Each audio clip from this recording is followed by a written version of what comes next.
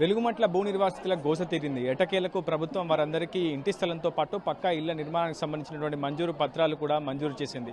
Revenue శాఖ మంత్రి పొంగులేటి శ్రీనివాసరెడ్డి, వ్యవసాయ శాఖ మంత్రి తుమ్మల, డిప్యూటీ సీఎం మల్లు భట్టి విక్రమార్క సమక్షంలో అటు లబ్ధిదారులకు అర్హులకు అందరికీ కూడా పక్కా ఇల్లు, ఇంటి నిర్మాణంతో పాటు ఇంటి స్థలాన్ని కూడా కేటాయించబోతున్నారు. ప్రస్తుతం ఆ పట్టాలను కూడా మీకు చూపించే ప్రయత్నం చేస్తున్నాను. ప్రస్తుతం చాలా మంది నిరుపేదలు ఎంతో కాలంగా వెలుగుమట్ల రెవెన్యూ విలేజ్ పరిధిలో గుడిసెలు వేసుకుని నివాసాలు, ఆవాసాలు ఏర్పరచుకున్నారు.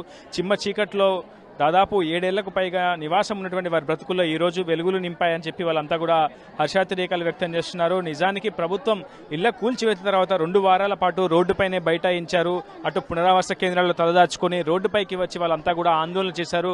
వారి ఆందోళనకు ప్రభుత్వం పరిగణలోకి తీసుకుందని చెప్పుకోవాలి. ఒకవైపు రాజకీయ పార్టీలు కూడా వారి ఆందోళనకు మద్దతు పలికాయి. దాదాపు 311 మంది అర్హుల జాబితాను ఇప్పటికే ప్రభుత్వం రూపొందించుకుంది. 311 మందికి కూడా వెలుగుమట్ల రెవెన్యూ విలేజ్లోనే 75 గజాల చొప్పున ఇంటి స్థలాన్ని కేటాయించి ఇందిరమ్మ ఇంటి నిర్మాణానికి కూడా చర్యలు చేపడుతుంది ప్రభుత్వం. మిగిలినటువంటి 101 మంది లబ్ధిదారులకు ఆయా గ్రామాల్లో, స్వగ్రామాల్లో ఎవరైతే ఉన్నారో అక్కడ స్థలం ఉన్న చోట వారందరికీ కూడా ఇందిరమ్మ ఇల్లు మంజూరు చేసి తీరుతామని చెప్పి ప్రభుత్వం చెప్తుంది.